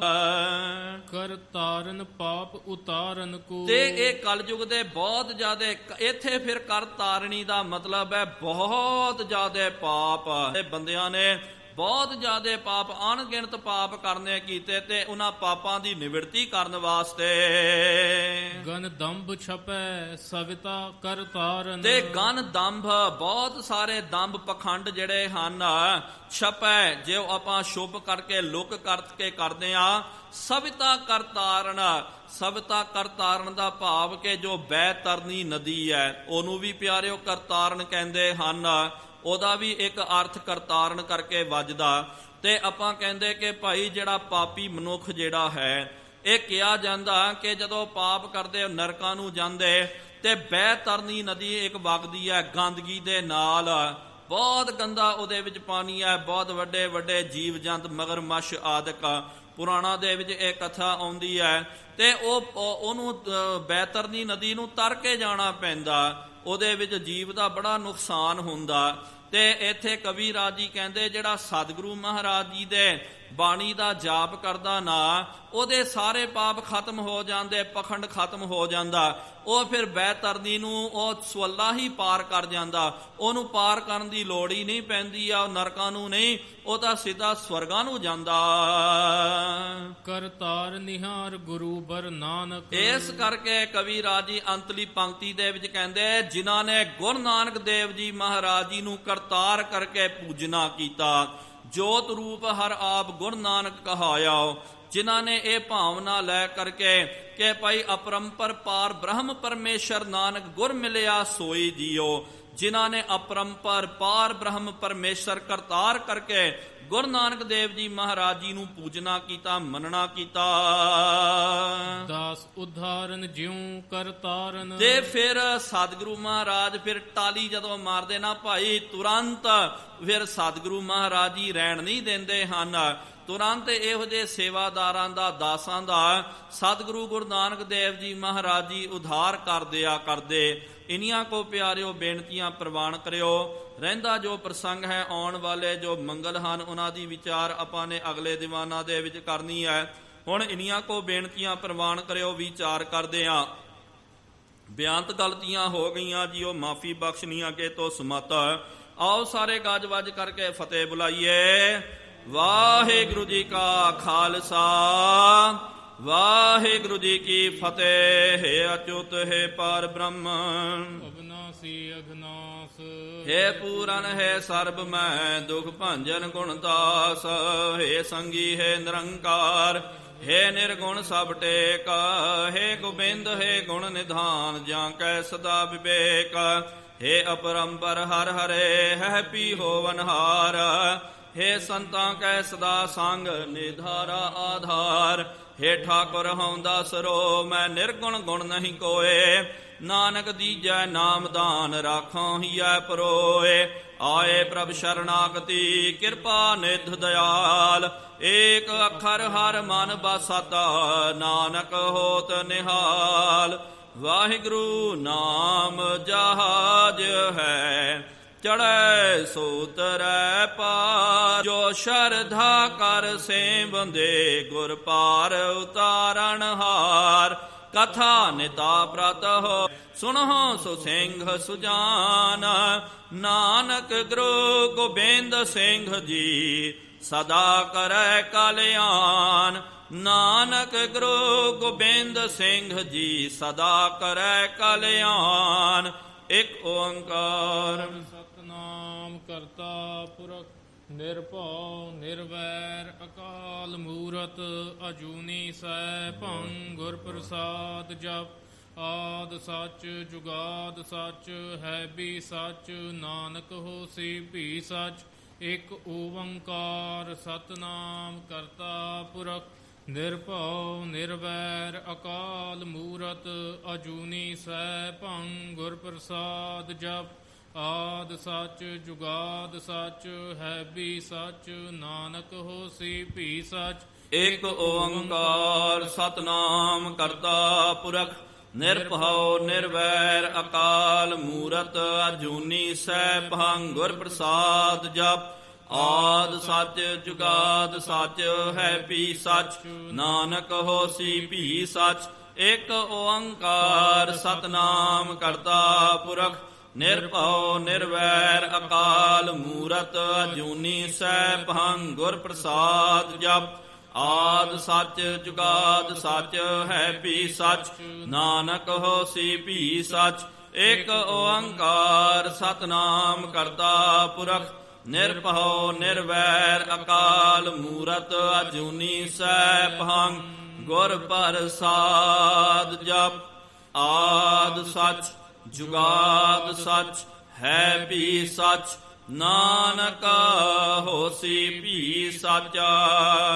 ਵਾਹੋ ਵਾਹੋ ਗੋਬਿੰਦ ਸਿੰਘ ਜੀ। ਵਾਹੂ ਵਾਹੂ ਗੋਬਿੰਦ ਸਿੰਘ ਜੀ। ਕਲਗੀਆਂ ਵਾਲੇ ਗੋਬਿੰਦ ਸਿੰਘ ਜੀ। ਕਲਗੀਆਂ ਵਾਲੇ ਗੋਬਿੰਦ ਸਿੰਘ ਜੀ। ਬਾਜਾਂ ਵਾਲੇ ਗੋਬਿੰਦ ਸਿੰਘ ਜੀ। ਬਾਜਾਂ ਵਾਲੇ ਗੋਬਿੰਦ ਸਿੰਘ ਜੀ। ਫੌਜਾਂ ਵਾਲੇ ਗੋਬਿੰਦ ਸਿੰਘ ਜੀ।